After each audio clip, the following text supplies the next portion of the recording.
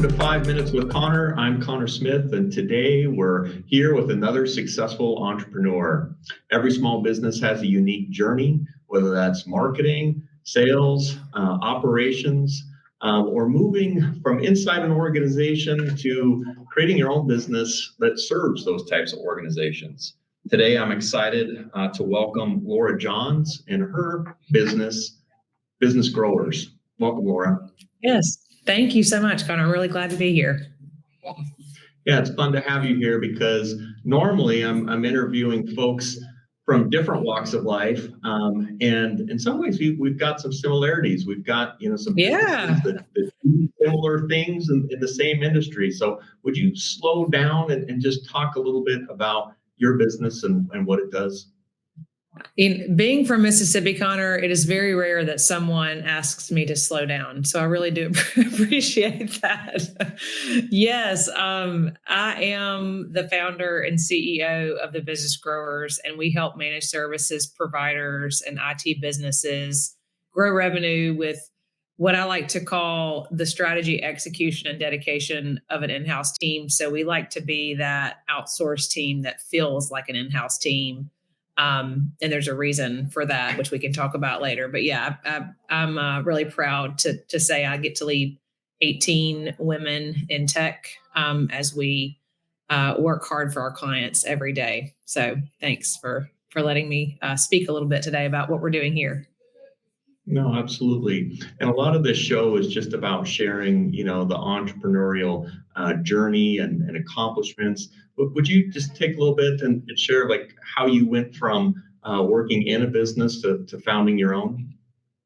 Yes. So I think once you kind of start to, I think a lot of us are what we call accidental entrepreneurs. I like to call it that. Maybe you stumble upon entrepreneurship or it finds you some way. And my husband, who's actually in ministry, he took a position a couple of hours from our home at the time several years ago, which led me to, I was working for an IT business and was trying to figure out how to navigate motherhood, being a couple of hours from the business, and being a really, in a very busy season of life. So I ended up going part-time with the company that I worked for and started doing some marketing consulting. And I got the entrepreneurial itch at that time, I like to say, but went back to work. We ended up moving back to Jackson, Mississippi, where I'm from. I went back to work for the company full-time, but had kind of experienced what it was like to start my own business and ultimately decided to take all of the pain points that I was experiencing as a marketing leader for this tech company and turn it into a business. So I did that back in 2021, June of 2021, started the Business Growers then. And since then have been, like I said, thankful enough to lead now 18 women here. So a lot of bumps in the road. Nothing was totally smooth. And I can honestly say there was no one miraculous moment. I never read entrepreneur books when I was in my, growing up. I never aspired to be an entrepreneur. It just kind of happened to me once I had experienced what it was like to be able to have the flexibility and the dream to build something bigger than myself and truly leave a legacy that inspired me to go out on my own and build something. So thanks for sharing that, Laura. It's a wonderful story so far. What do you consider to be your greatest accomplishment? I would have said something different after this past year, and this is actually off script, Conor, so this was not pre-approved, but I think you'll be okay with it. Last year, I had a pretty significant bump in the road, was diagnosed with breast cancer early last year, and while I would have probably, everything's fine. It was best case scenario, great surgeons, great medical care here in the state of Mississippi. But a couple of years ago, I probably would have just told you, growing the speed in which we grew the business was just crazy and unexpected, and was kind of what I thought was the biggest accomplishment. But what actually I feel like was the biggest accomplishment was last year, I had to take months at a time off. And that was what I believe was the true test of success, was being able to watch my team run well with our systems that we had in place without the CEO. There were a couple of different times where they went 3 and 4 weeks at a time. And I have never been more proud of what we've built. And so I think, the revenue growth on the outside in a spreadsheet looks really great at times. But what I was like, the growth in my team and what I was able to see them accomplish in my absence was actually probably the proudest accomplishment that I have business wise, outside of my 2 boys that are crazy and fun at ages 4 and 8. And my husband, of course. But in terms of business, for sure, my greatest accomplishment was watching this amazing team do their thing without me super involved last year. As you've had a chance to reflect on all of that, whether it's your health or how people rose around you to the occasion, how has it changed your definition of success, or has it? It has. One of the things that a mentor of mine, I think many of us as entrepreneurs, we're a go next, whatever that next thing is, we're always reaching for it. And I had someone while I was in the thick of my health issues last year stop me and say, have you stopped to consider what you really want? Because sometimes we can be, climbing toward the next thing without realizing that what we want, we actually already have.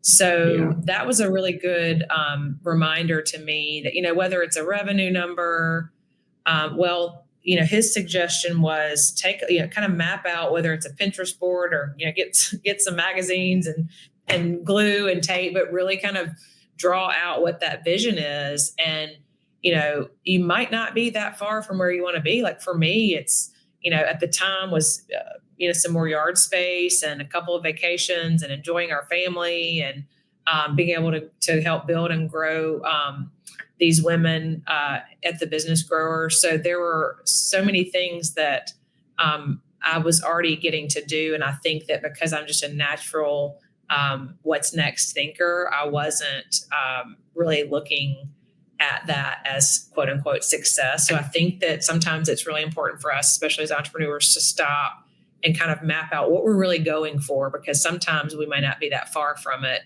And I've had a lot of friends also tell me that when they sell their businesses, it can kind of lend itself to a little bit of a depression if you don't really know what you're striving for all along. So I think that's a really important practice. And that did teach me last year, what is really important. I think it's a great lesson to share. Like you said, entrepreneurs can get so caught up in the momentum and then what's next, and just understanding that entrepreneurs, that's part of what the great thing is about it. Is you can redefine, that next version of success as you go. Yeah, absolutely. Any other important lesson that you'd like to share with the audience that you've learned over the course of your career? Yes, I can't say for certain this was career or motherhood. One of the two taught me this, maybe a combination of the both. But I just finished reading a great book by Mel Robbins called The Let Them Theory. And it's the premise of the book is really, being conscious of what is within your control and what's not within your control. And the biggest lesson I've learned both in, motherhood and entrepreneurship is you can't control a lot and really shouldn't try to.